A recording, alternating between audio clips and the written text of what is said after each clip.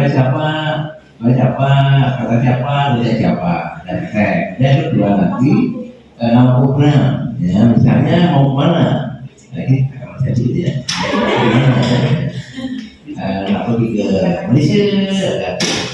Karena target itu dari depannya, lokasinya, kemudian siapa sasarannya misalnya itu nanti akan KKN di kalangan mahasiswa, di kalangan masyarakat kampung atau di masyarakat apa atau komunitas apa target. Kemudian hambatan budaya dipikirkan, hambatan budaya apa mungkin budaya adat istiadat yang saya seperti apa dipikirkan ya apa itu mungkin kan misalnya nanti ada hambatan bahasa budaya kebiasaan istiadat yang berpendidikan misalnya ini di Malaysia seperti apa terus juga makanan ya mungkin makanan atau budayanya yang diberikan seperti apa di boleh seperti apa. Nah kemudian kira-kira solusinya seperti apa itu hanya apa ini mau terus bagaimana anda menyelesaikan apa itu masalah tersebut ya jadi begitu ya kurang lebih.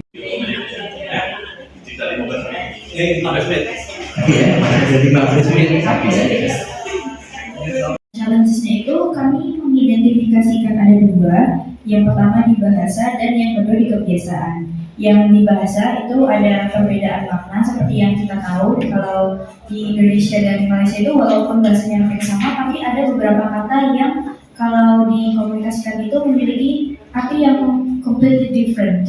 Seperti yang pertama itu berpusing, kalau di Malaysia bisa berarti spinning around, kalau di Indonesia pusing itu headache seperti itu. Dan ada juga tadi, dan yang kedua itu ada di kebiasaan.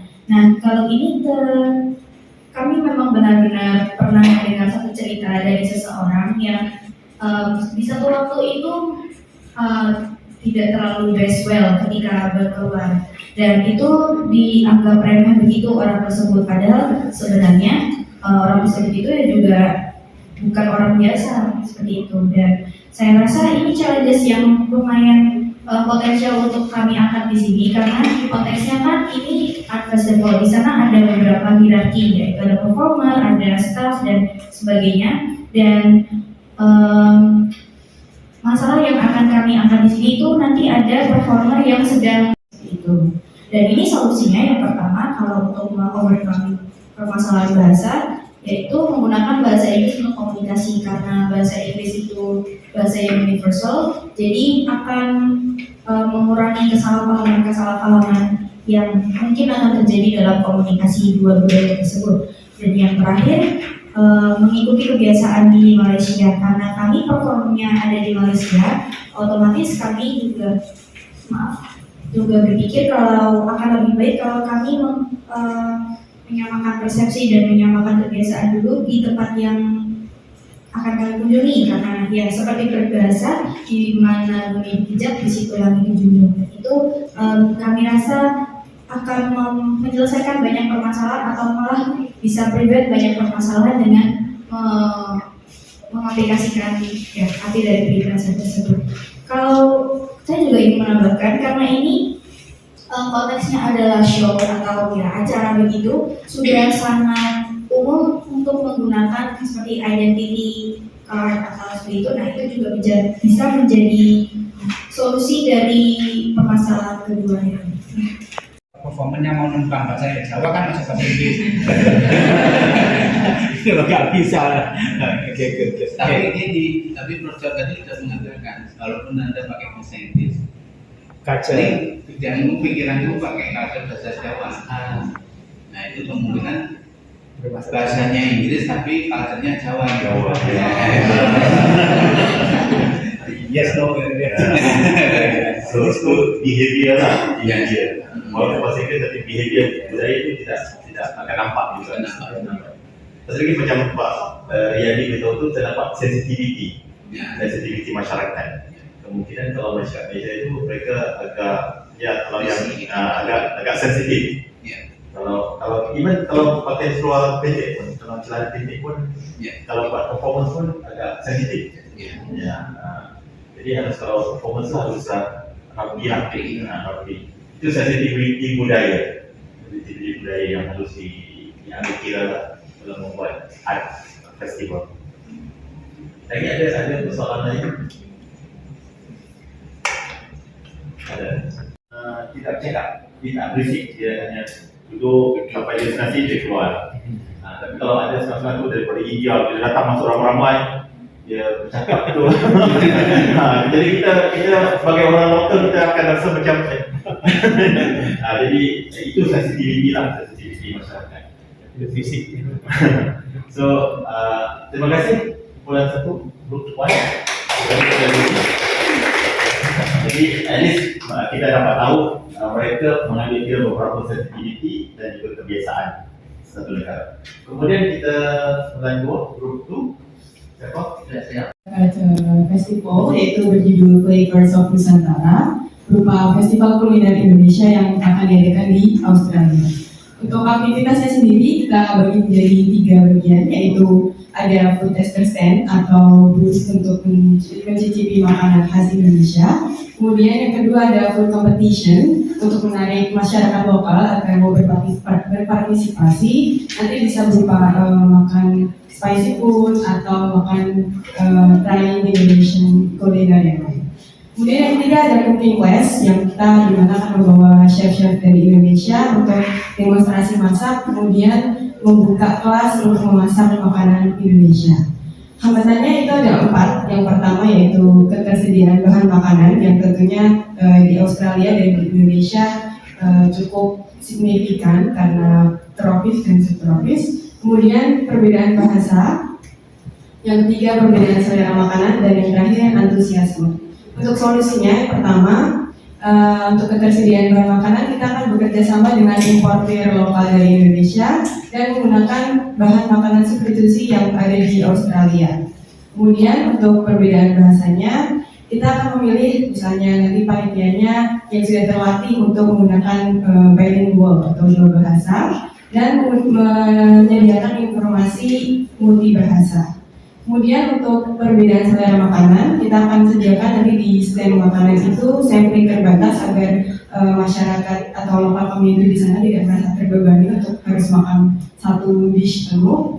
Kemudian kita juga akan edukasi rasa melalui informasi, nanti bisa berupa talk show atau nanti penjelasan dari chef langsung. Dan yang keempat antusiasme. Karena ini nanti seperti pilot project, jadi kita akan promosi dengan membuat akun Instagram dan menyediakan aktivitas interaktif lainnya yang mungkin cukup familiar dengan orang-orang Australia. Untuk target audiensnya adalah local communities dan Indonesian diaspora yang sedang ada di Australia.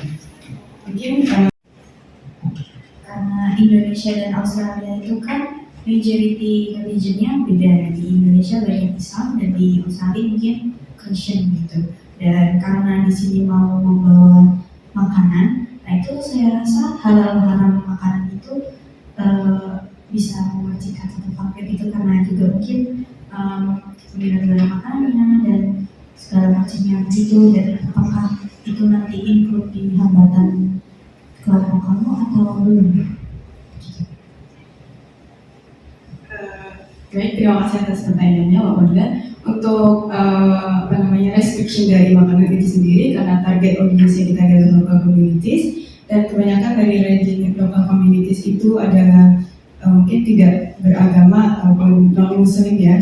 Jadi kita sebenarnya tidak ada hambatan sama sekali karena sebenarnya makanan yang dimakan muslim juga bisa dimakan muslim. Tapi ketika kebalikannya mungkin kita akan sediakan mungkin booth tersendiri halal food seperti itu. Nah selain itu mungkin saya rasa itu bukan menjadi hambatan, justru menjadi ajang untuk menjelaskan bahwa Indonesia itu adalah negara muslim. Jadi mayoritas makanannya juga mengacu pada makanan yang bisa dimakan oleh orang muslim. Jadi perlu juga kan untuk minimizekan spicy itu bukanlah yang rasa Indonesia, mungkin dia moderate ataupun lagi rendah spicy. Ya, jadi nanti di competitionnya itu kita akan bagi menjadi beberapa tingkat. Jadi nanti kita sudah adjust spicy-nya. Mungkin nanti untuk yang mau challenge yang lebih tinggi ada, atau mungkin yang mau beginner juga ada.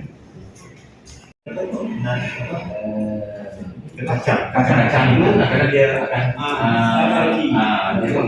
alergi. Jadi itu pun perlu ambil kira. Jadi setiap makanan yang harus diletak di situ harus perlu ada ingredient juga. Dan itu adalah nature mereka. Mereka tahu apa yang ada dalam setiap makanan yang mereka makan. Kalau kita tidak ada masalah, kalau kita makan. Tapi kalau orang putih dia begitu. Ya, kan flavor Nusantara itu kan special food ya. Itu biasanya kan pasti eksotik. Contohnya rujak cingur. Kalau cingur baru semur sapi itu. Nah, semur gudeg ceker, gitu kan? Ya kan tapi ceker baru. Jadi justru itu tuh itu not food. Gitu. So we know which is not. Karena itu makan ati, kemudian telur, cingur itu dilarang sama itu. Nah itu kalau sekarang mengatakan rujak cingur kan diganti apa ya? Ya, itu bukan hal masalahnya. Karena mereka tahu, mereka yang namanya makanan itu hanya kajian. Nah kalau bukan dibuang, kalau dibuang, kalau dibuang berkulit, kalau sampai kita tangkap gitu. Kita kan itu makanan kiai. Kita jadi makanan nanti. Ya, kita kan makanan kiai kan kita ada sambil goreng hati sapi. Kalau kita jagung nanti kan itu makanan keren. Karena kan tidak itu. Terus itu yang solusi gimana? Kalau mau menggunakan itu kan flavor Nusantara. Tidak. Mau diganti apa? Ibunya itu. Kita ganti dengan solusi yang nomor satu itu mungkin menggunakan bahan substitusi tapi tetap dengan menjelaskan informasi bahwa sebenarnya makanan ini terbuat dari ini. Di sini kita adjust dengan makanan yang bisa dimakan dan sesuai dengan regulasi. Dari perwakilan kelompok 3, jadi program kami itu judulnya namanya itu Nusantara Fair. Ini kurang lebih sebenarnya sama aja kayak Art Fest, dan bakal ada 3 rangkaian acara di event kami. Yang pertama itu ada Culinary Fair, yang kedua itu ada Art Performances. Jadi nanti di tengah-tengah field itu bakal ada stage buat buat performance dari anak-anak Indonesia, terutama itu bisa berupa nyanyi atau tari tradisional yang biasanya itu saman atau tari topeng, dan yang terakhir itu ada workshop. Itu kita itu rencananya ada dua workshop utama, yaitu yang pertama workshop membatik dan yang kedua itu membuat tingkat. Dan lokasinya sendiri kita ini aimnya itu di kampus Korea, bisa di Yonsei, di Keio atau di Hanyang, karena main target kita itu university students, karena kita berpikir kalau university students itu bisa lebih open minded untuk budaya-budaya luar, terutama budaya-budaya Indonesia yang mungkin agak sulit diterima oleh orang-orang dari East Asia, karena kita juga berasal dari Southeast Asia yang terkadang dipandang alur administratifnya sama izinan untuk menyelenggarakan Nusantara Fair sendiri ini untuk di setiap university. Lalu yang tentu calon Islam itu ada bahasa dan bagaimana respon masyarakat terhadap acara ini seperti Nusantara Fair, karena ini bilang tadi tentang East Asia and Southeast Asia. Lalu solusi untuk menangani Nusantara Fair ini sendiri, yang pertama PES negara akan berkolaborasi dan berbeda. Berbeda itu adalah perkumpulan mahasiswa Indonesia yang ada di Korea. Jadi dengan kolaborasi dengan PES sendiri yang sudah bersekolah di sana dan mengerti budaya di sana, kita jadi tahu untuk perizinan bagaimana cara menyelenggarakan Nusantara Fair ini di Korea, lalu bagaimana untuk mengguide bagaimana mahasiswa dan studentsnya di sana, lalu untuk masyarakat atau studentsnya yang mungkin kurang bisa untuk generalnya kita akan menggunakan bahasa Inggris, lalu dengan promosi di sosial media sendiri, karena kita tahu masyarakat di Korea itu adalah masyarakat yang non-stop untuk dengan gadget ya, jadi dengan kecepatan internet yang luar biasa, dengan promosi di sosial media akan meningkatkan engagement juga tentang masyarakat ini sendiri. Jadi lebih ke kolaborasi dengan mereka yang mana dengan mahasiswa Indonesia juga di sana sudah mengerti bagaimana budayanya, jadi kita bisa lebih menghargai budayanya, lalu bagaimana untuk menyelenggarakan dan perizinan di sana seperti itu. Kebiasaan Korea yang kelompok ini tahu pasal Korea, masyarakat Korea.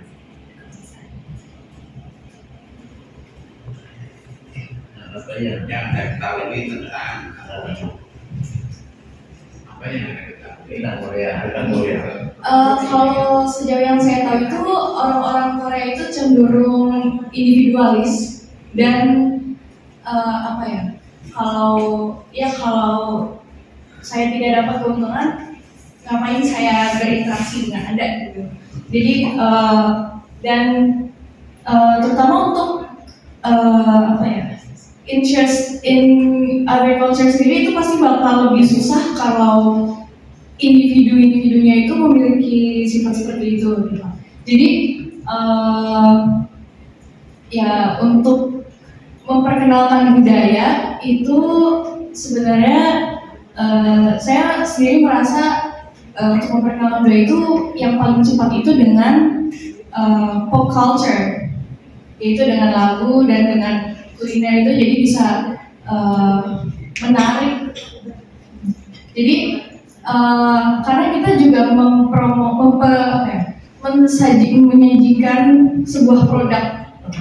Jadi orang-orang Korea itu tidak yang seperti such a waste of time. So they wouldn't think like that because we serve like foods and performance, something like that. Muda, lebih kurang macam 20 tahun, 21 tahun. Mereka tak mau komunikasi karena dia masalah bahasa, mereka tidak boleh berbahasa Inggris, jadi mereka malu, jadi mereka lari. Mereka lari, dia lari. Jadi bagaimanakah mau menyelesaikan isu ini, masalah berkomunikasi dengan orang-orang Korea? Walaupun sudah bahasa Inggris, mereka tidak boleh. Tidak bisa. Tidak bisa bahasa Inggris langsung. Tidak bisa. Tapi kan speak English. Jadi mereka itu malu-malu berbahasa Inggris. Jadi kalau Anda mau bahasa disampaikan orang Korea sama ya.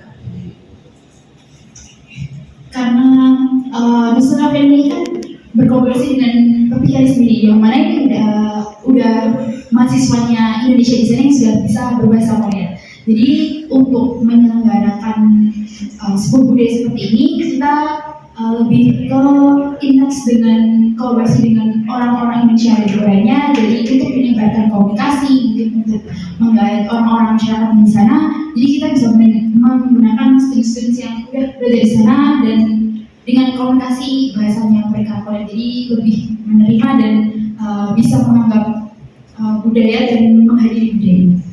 Saya Adina dari kelompok 1 ingin bertanya, karena di Korea sendiri ada budaya pali-pali atau cepet-cepet gitu ya, apa-apa harus diselesaikan dengan cepat, datang tepat waktu. Nah, sedangkan di Indonesia sendiri mungkin cepet juga, tapi cepetnya ngaret sedikit gitu ya. Dan kita kan orang Indonesia yang ke Korea, kita mau mengaplikasikan pali-pali itu mungkin bisa terhambat dengan bahasa atau budayanya sendiri. Itu menurut kalian gimana dalam membangun produk ini?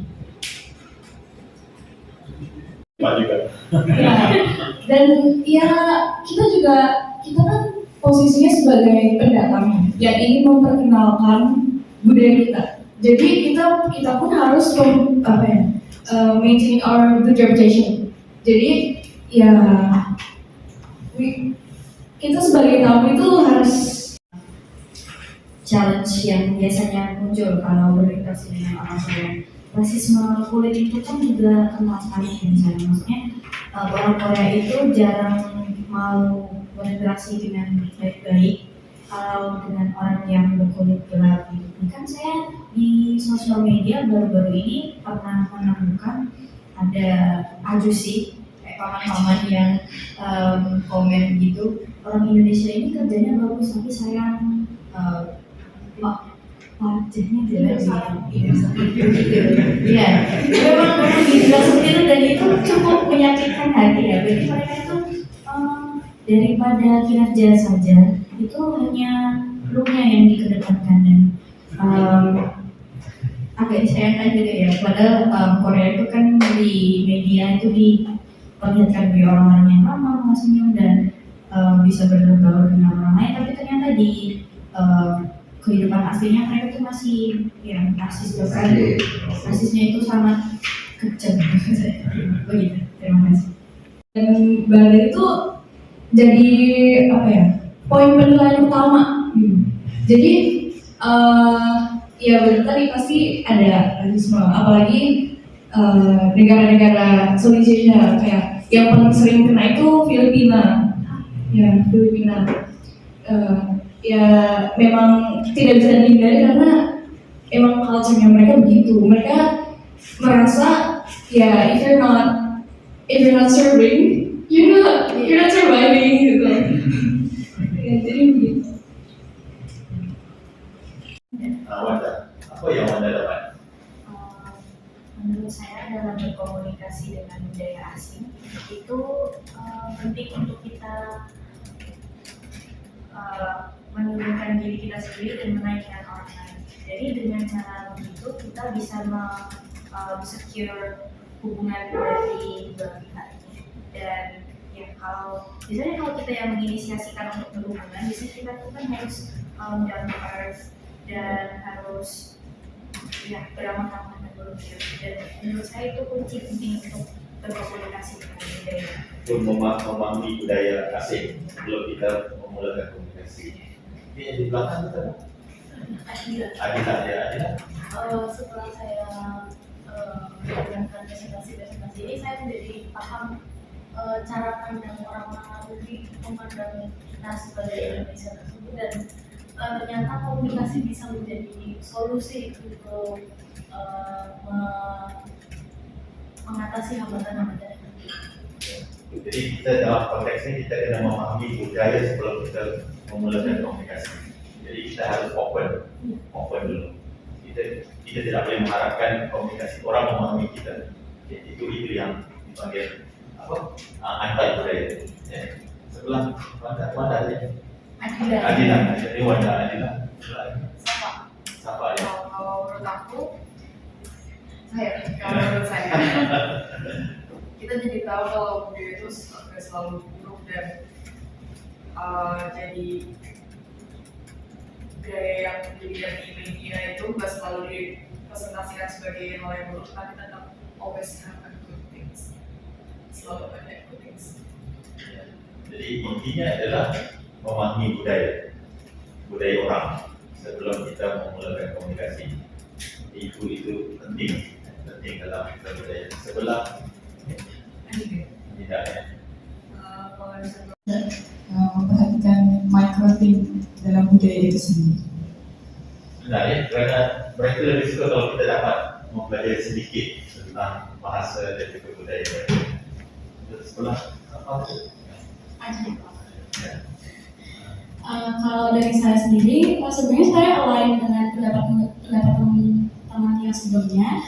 Bahwasanya ketika kita ingin berkomunikasi, apalagi di situ konteksnya adalah kita pendatang, kita harus yang menyesuaikan begitu. Kita yang harus mengerti culture background di mana tempat yang kita datangi. Begitupun sebaliknya, ketika foreigner yang datang ke Indonesia, kita jangan merasa tinggi. Wah, kamu yang foreigner, kamu yang harus mengerti saya begitu. Jangan seperti itu. Tapi kita sebagai orang yang didatangi malah seharusnya menyambutnya dengan excitement yang sangat luar biasa begitu, karena wah effortmu sangat besar karena kamu dapat memahami mungkin cultural background kami dan juga norma-norma kami yang berlaku di Indonesia dan juga seperti itu. Terima kasih. Rian, Ya.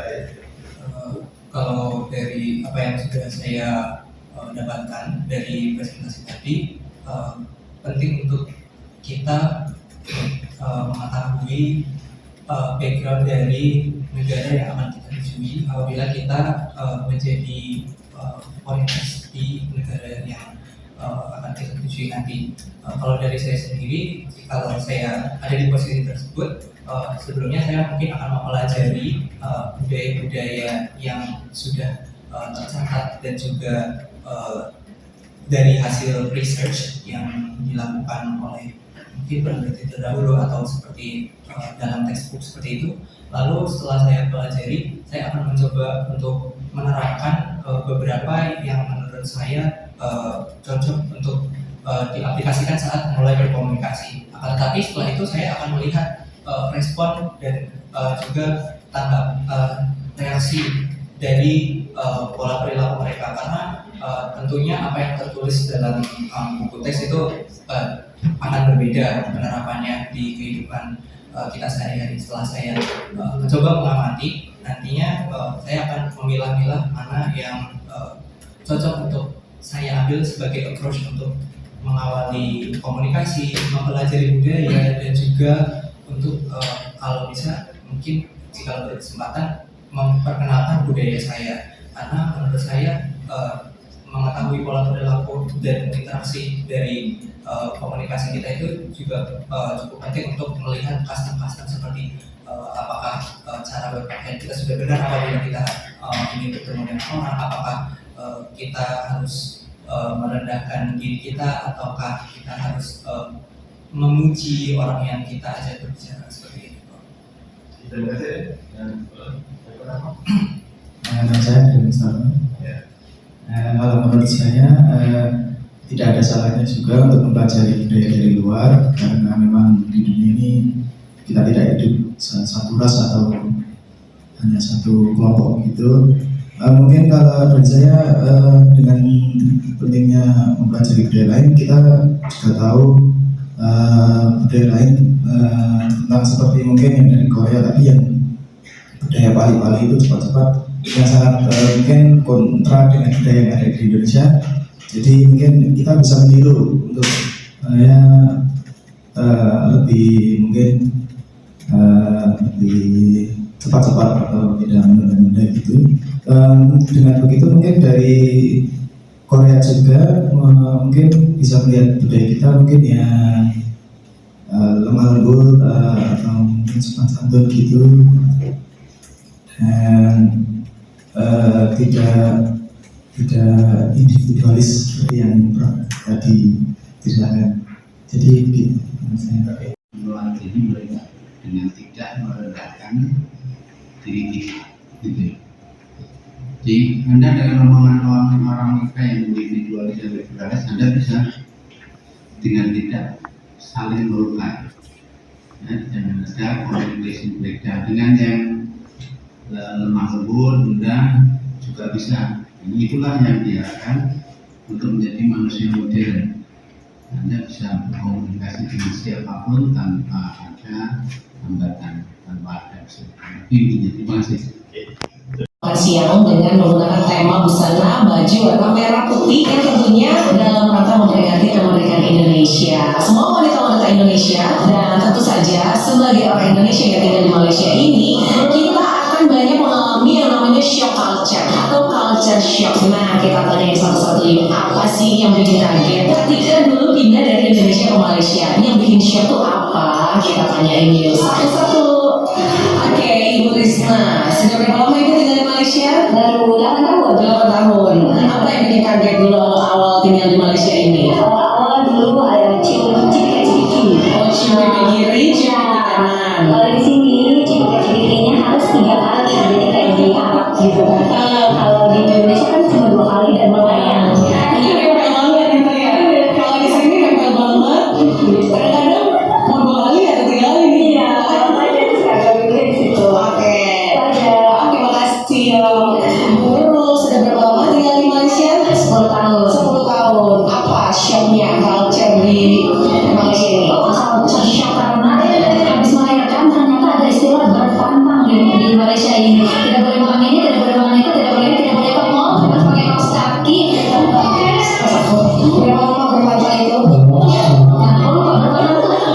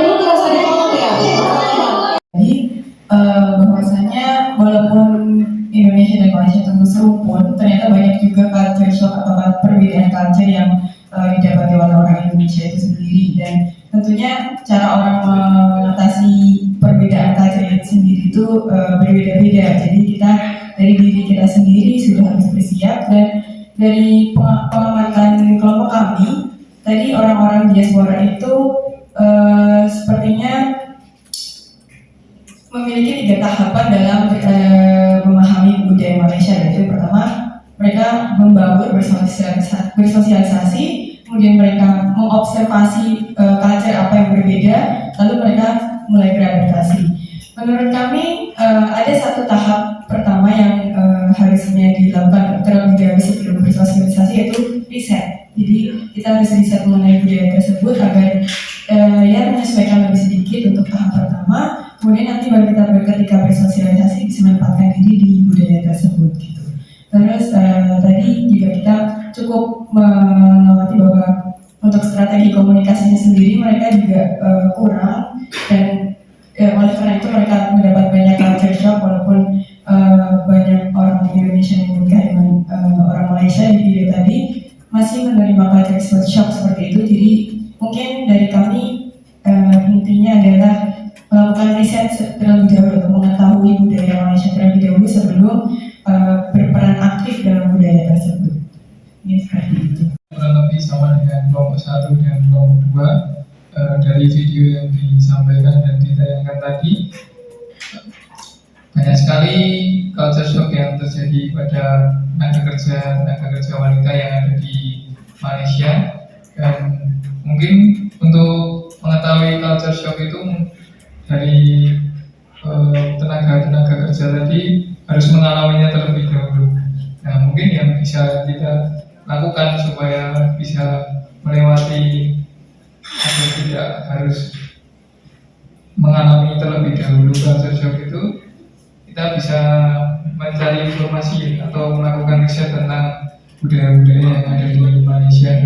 Nah, dan mungkin yang seperti culture shock yang terjadi di video tadi, kita tidak dapat mengetahuinya dari video atau dari website jika belum ada konten seperti itu. Tapi mungkin jika kita bisa pergi ke sana atau ke Malaysia, kita dapat mencari kenalan dulu di sana, dan kita harus aktif bertanya tentang apa saja yang menjadi budaya di sana, seperti itu. Tentang konten, ya ada 2, satu tentang pelaksanaan program ini, workshop ini, yang kedua adalah konten dalam modul itu cukup tidak cukup, atau perlu ditambah, atau apa lagi elemen yang perlu kita masukkan. So yang ini saya lihat individu, kita mulai dari sini lah, kita mulai bedah lagi dulu. 2 masukan yang kita mau komen tentang penjalanan program, yang kedua tentang konten program ini. Jujur, sebab kami mau improve. Itu saja.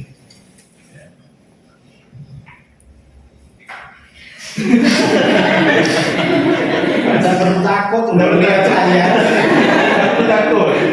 Ini untuk menambahkan improvement, continuous improvement. Jadi kesan tentang kegiatan ini kurang-kurangnya mana, lebihnya mana, dan konten isinya kurangnya mana. Negara tadi untuk melakukan kegiatan yang praktek untuk melakukan kegiatan di suatu negara itu, karena background knowledge saya yang terlalu sempit, mungkin di bagian itu saya agak kurang. Jadi menurut saya akan lebih baik jika ditambah terlebih dahulu pengetahuan tentang negara-negara yang mungkin disampaikan seperti itu. Oke. Pengetahuan umum dulu lah sebelum kita. Oke. Tentang konten, tentang perjalanan program secara keseluruhan. Untuk secara keseluruhan berjalan dengan baik, dan saya bisa memahami, mendapatkan knowledge itu. Oke. Seterusnya. Jadi namanya nanti ya ada apa? Jadi bagian pemahaman budaya nama orang. Nama budaya. Yang pertama untuk pemahaman sendiri, pemahaman dan konten menurut saya sudah cukup karena ya saya juga merasa mendapatkan ilmu baru, pengetahuan baru tentang intercultural communications. Terus untuk aktivitas yang pertama menurut saya itu sangat seru ya, karena kita semua itu harus aktif semua, harus ya berpikir kritis ya, meskipun yang tadi sudah disampaikan oleh Adi, meskipun beberapa dari kita ada yang kurang paham tentang background dari negara yang dituju. Untuk saya mungkin sudah bagus. Sudah bagus. Jujur ya? Ya, jujur. Next. Syafia. Oke, nama saya Bella. Menurut saya setelah mengikuti kegiatan ini, saya bisa memperdalam pengetahuan saya tentang berbagai macam budaya yang ada dan bagaimana cara menghadapi perbedaan tersebut. Lalu menurut saya kegiatan yang sudah dilakukan hari ini sangat menarik dan menyenangkan karena pendekatan terhadap pembahasan tentang perbedaan budaya itu dilakukan dengan baik. Jadi menurut saya tidak membosankan seperti itu. Oke, terima kasih. Ya. Nama saya Diputu. Untuk tentang antar budaya seperti ini sebenarnya sudah pernah kita pelajari di mata kuliah sebelumnya tentang cross cultural understanding, yang mana mungkin dulu saya sendiri kurang bisa menyerap dengan baik saya kurang bisa sangat awal di semester 2, yang mana itu masih pembelajaran online, jadinya masih sedikit skill tentang bagaimana politisme, individualisme dan sebagainya. Lalu dengan adanya program ini yang membuat saya reflect, oh ternyata kita tidak pernah belajar tentang budaya seperti ini gitu, dan lebih mengerti lagi tentang komunikasi antar budaya itu memang sepenting ini. Jadi program ini kayak membuat saya lebih tertarik untuk buat dari budaya-budaya yang lain seperti itu. Lalu untuk keseluruhan program ini sebenarnya sudah cukup baik dengan latihan yang buat kita aktif dan mengenai presentasi mengenai program kita yang apa sih yang harus kita lakukan di misal untuk melaksanakan di negara orang seperti itu cukup seru dan challenging menurut saya. Terima kasih. Oke, terima kasih. Next. Nama saya Reni. Jadi menurut saya cukup sedikit tertantang sama seperti Adi karena saya kurang mengetahui mengenai latar belakang di Korea. Jadi untuk aktivitas yang pertama tadi sedikit menantang buat saya. Terus buat keseluruhan saya ini sudah cukup dan saya mendapat banyak pengetahuan baru tentang komunikasi antar budaya. Sebenarnya itu sangat penting buat kita di masa depannya nanti. Aktivitasnya cukup interaktif, jadi tidak hanya satu arah informasi disampaikan. Kemudian untuk kontennya sendiri juga karena tadi cukup berkaitan dengan atau relate dengan kehidupan kita sebagai orang yang multicultural, jadi cukup bisa dipahami dengan baik. Cuma tadi saat menampilkan video dengan apa yang harus direfleksikan itu agak kurang, jadi di video itu tidak mencakup apa yang harus direfleksikan. Mungkin nanti harapannya mungkin bisa buat pengalaman yang aktif, mungkin mendatangkan teman dari Malaysia. Boleh. Tapi untuk seluruhnya saya menikmati acara ini dan cukup menambah pemahaman dalam cultural communication. Kalau belum biasa ke Malaysia mau nggak? Tapi kok kita bawa semuanya. Iya. Trik. Iya. KKN 2 minggu.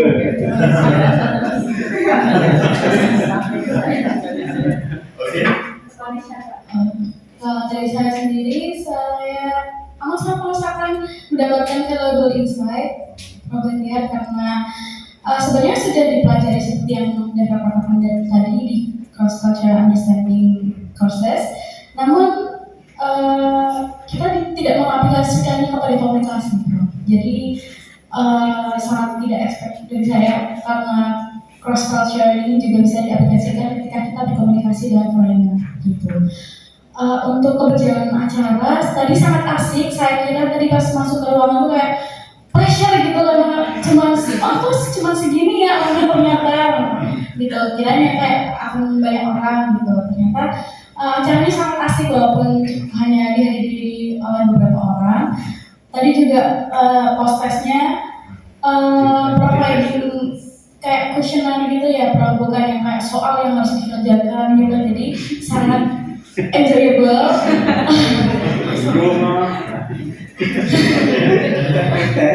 Ya, terus tadi untuk presentasinya juga dilakukan dengan kelompok, jadi tidak terlalu yang kayak terbebani sangat, Prof. Untuk keberjalanan acara, saya amat sangat merasakan bahwa acara ini sukses. Gitu. Terima kasih. Terima kasih. Untuk dua. Kalau dari saya sendiri, menurut saya buat program ini menurut saya aktivitasnya cukup fun dan santai, jadi kita nggak perlu merasa tertekan untuk mengikuti aktivitas-aktivitas di program ini. Terus buat kontennya itu menurut saya sangat bermanfaat karena saya mendapatkan beberapa istilah-istilah baru yang baru saya temukan. Sebenarnya perkenalkan nama saya Rian. Dari saya sendiri, saya merasa acara ini cukup menarik dan insightful karena saya sempat mempelajari tentang cross cultural understanding seperti teman-teman sebelumnya itu di kelas dengan nama mata kuliah yang sama, tetapi kami belum sempat menyinggung tentang Brian behavioral model yang materi tadi, dan menurut saya ini cukup menjadi terobosan baru untuk bisa diaplikasikan dalam menghadapi cross cultural understanding. Lalu juga untuk dari aktivitasnya tadi cukup menarik dan interaktif karena tidak hanya dari satu arah, kita juga bisa berpartisipasi, memberikan pendapat, lalu juga kita bisa membagikan informasi tentang apa yang sekiranya kita dapat tentang culture di negara lain. Jadi ada Mbak yang bisa menyampaikan informasi tentang budaya Korea, begitu juga dengan Mbak Dila, lalu juga dari teman-teman yang lain. Kalau dari saya sendiri mungkin saya ini tidak tahu apakah masih masuk ke materi atau tidak, tapi kedepannya mungkin bisa ditambahkan bagaimana cara mengatasi permasalahan apabila seseorang itu sudah terlanjur melakukan kesalahan dalam proses percakapan antar lintas budaya seperti itu. Karena terkadang sebelum mengetahui, kan tadi ada fase observasi, itu mungkin juga ada faktor trials and errors. Nah, di situ apabila sudah terjadi errors, mungkin kiranya bisa ditambahkan bagaimana solusinya untuk mungkin memperbaiki hubungan dengan lawan bicara, apalagi jika mendatangi negara-negara yang high context culture yang dimana itu sangat menghargai adanya long term orientation. Kritik membantu. Terima kasih. Next.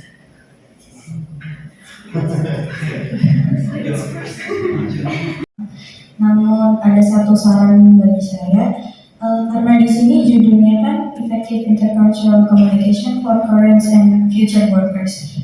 Di awal saya berekspektasi kalau akan ada juga penjabaran tentang budaya kerja yang benar-benar di tempat kerja dan begitu.